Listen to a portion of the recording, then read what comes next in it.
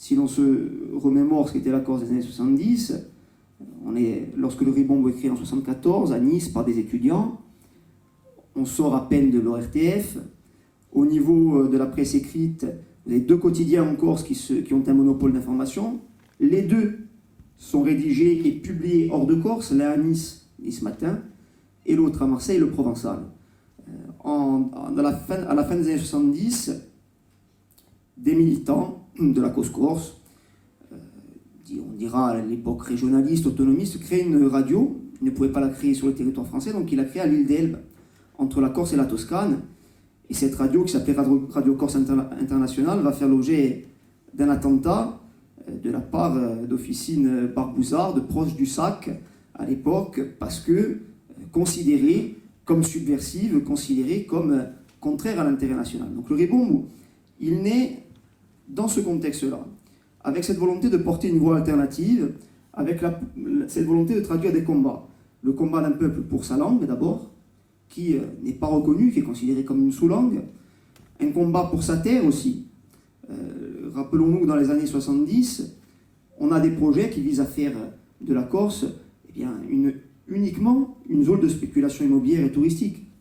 Alors il y a eu aussi des moments d'apaisement, des moments de dialogue, au moment du premier statut particulier, avec l'amnistie pour les prisonniers politiques prononcée par le président Mitterrand, avec le second statut, dit statut Joxe, où les parlementaires français ont voté la reconnaissance du peuple corse, même si cette reconnaissance a été ensuite censurée par le Conseil constitutionnel. Mais dans le même temps, en dehors de ces périodes de dialogue, en dehors de ces périodes de négociation politique entre la Corse et Paris, eh bien, il y a eu une situation d'opposition frontale avec un conflit politique. Et ce conflit s'est manifesté aussi sur le terrain de l'information. Alors aujourd'hui, qu'est-ce que le Ribombe? Le Ribombe, c'est un organe qui se situe dans le fil historique de cette lutte, mais dont les colonnes reflètent aussi l'évolution d'une situation politique. L'évolution d'une situation politique qui a commencé en 2010.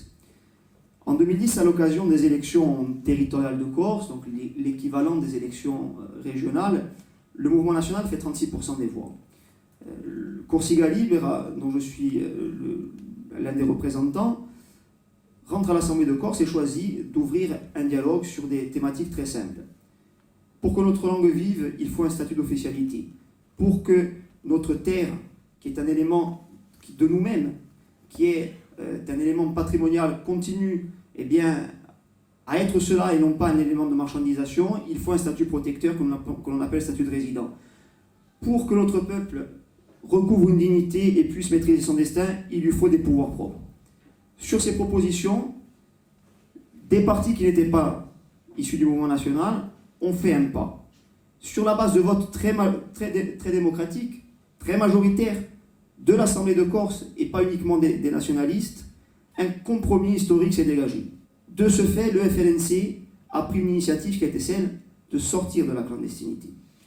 Aujourd'hui, la réponse qui est celle de l'État français est une position de blocage autour d'un prétexte constitutionnel. J'ai été navré lorsque le FLNC a pris cette décision du traitement de la presse française. Le lendemain, c'est-à-dire le 25 juin 2014, pas une ligne dans la plupart des grands quotidiens français, de l'Humanité au Figaro. Pas une ligne. Un entrefilet dans Libération, avec quand même un éclair de lucidité. Le titre c'était « Histoire ». Oui, parce que ça relève de l'histoire, pas uniquement de l'actualité, cela relève de l'histoire.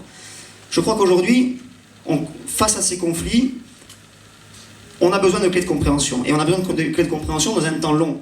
De ne pas être uniquement dans la dictature de l'instantané à laquelle on faisait référence, mais on a besoin de pencher les choses. On a besoin d'éclairer les citoyens et d'éclairer les politiques.